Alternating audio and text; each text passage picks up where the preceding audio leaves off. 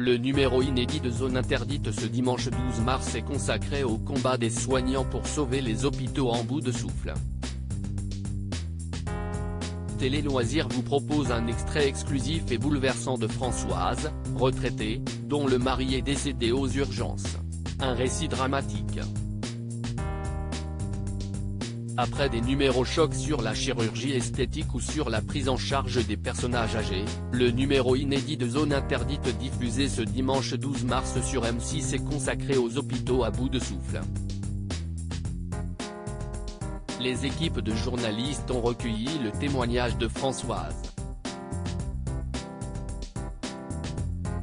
Cette ancienne aide-soignante a perdu son mari.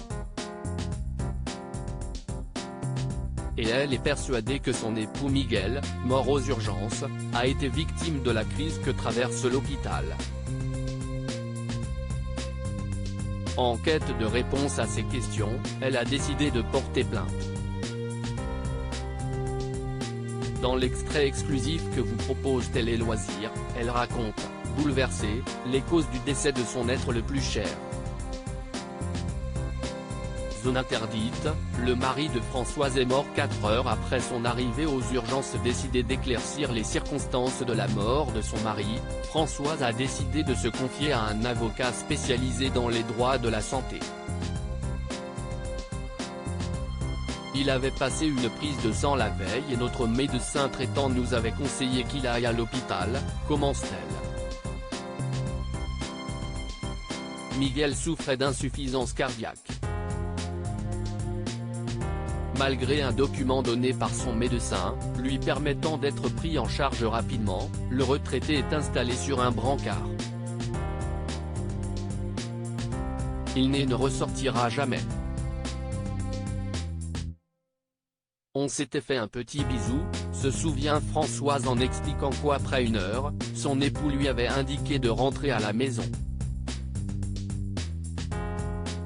Il m'a dit à tout à l'heure, sauf que 4 heures après, l'hôpital la rappelle pour lui annoncer la mauvaise nouvelle. Il y a une non-assistance à personne en danger en pleurs.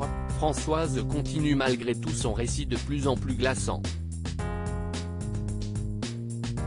Pour que son avocat ait tous les détails possibles afin de préparer sa défense, elle raconte que dans le rapport d'hospitalisation est inscrit que son mari n'a pas été pris en charge. Pour moi, il y a une non-assistance de personnes en danger.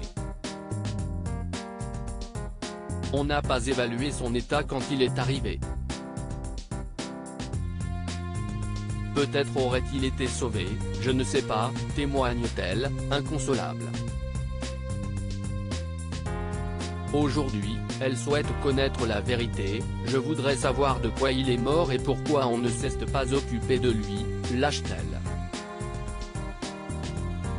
À lire aussi Zone Interdite, M6, le témoignage glaçant de Bernadette, 72 ans, humiliée et violée par des aides à domicile.